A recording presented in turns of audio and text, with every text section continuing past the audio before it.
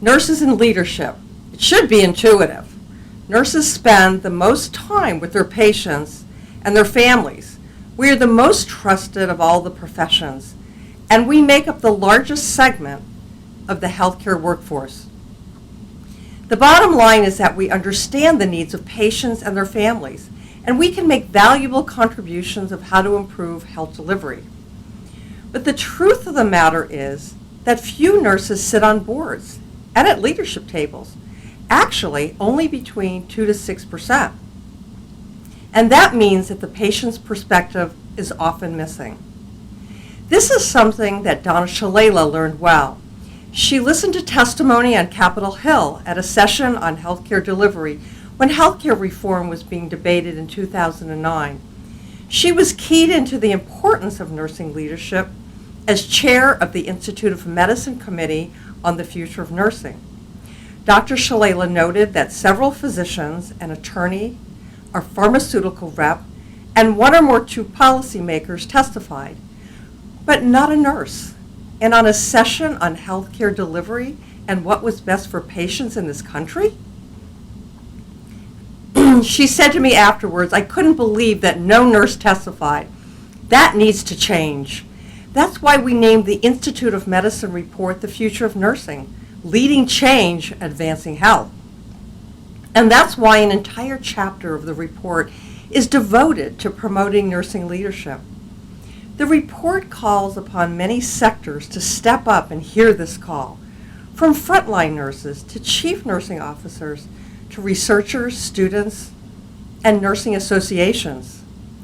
We all have to come together to understand the value nurses bring and do what we can to get nurses to be actively engaged in leadership at every level. The report calls on nurses to be full partners with physicians and other health professionals in redesigning healthcare in the United States. Strong leadership from the bedside to the boardroom is critical if we are to transform our health system. These leaders must act as full partners with physicians and other health professionals. They must be accountable for their own contributions to delivering high-quality care. And nurses must work collaboratively with leaders from other health professions. We as nurses need to see ourselves as decision makers and able to influence health outcomes.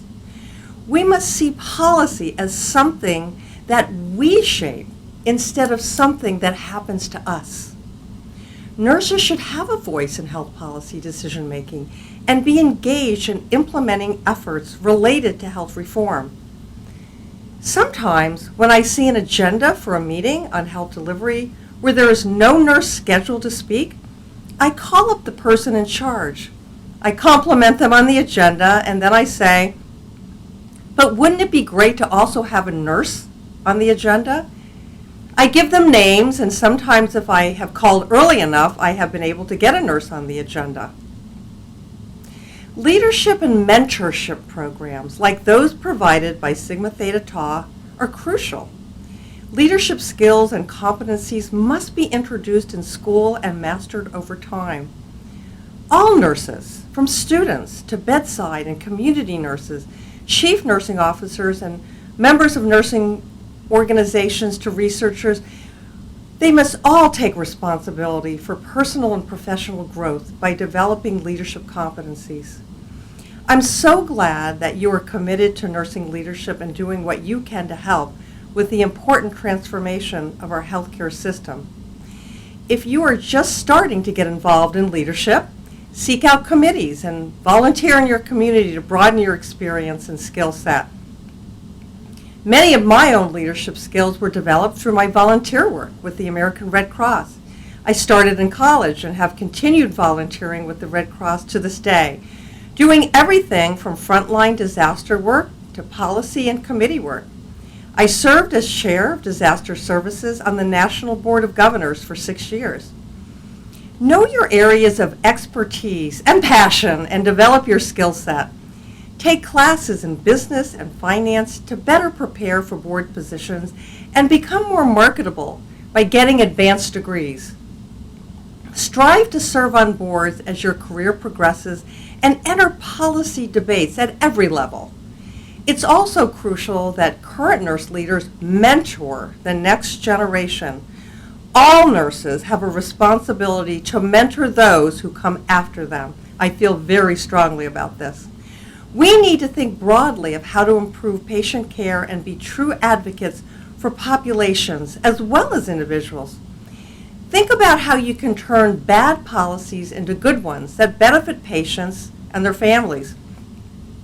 Nurses are infamous for doing workarounds without thinking about how we can change bad policies for the better. Think of your skills and talents and what you bring to the table instead of what you don't bring to the table. And never turn down an opportunity to lead. I remember a few years ago, a nurse was needed to give testimony for a state legislative hearing. But nurse after nurse said no. They were too busy. We can't ask to be at the table and then not show up. We need to be there at every opportunity. We need to be accountable and responsible. Your involvement with Sigma means that you want to pursue leadership opportunities, and that's fantastic. We need you. Whenever an opportunity arises to serve on a committee or a policy-making table dedicated to patient care delivery, take advantage of it. Yes, look for those opportunities, but also take responsibility for creating those opportunities. Gandhi said, "Be the change you want to see in the world. Be the best nurse leader you can be to improve health and health care for as many people as possible. Our health system needs you to lead change to advance health." Thank you.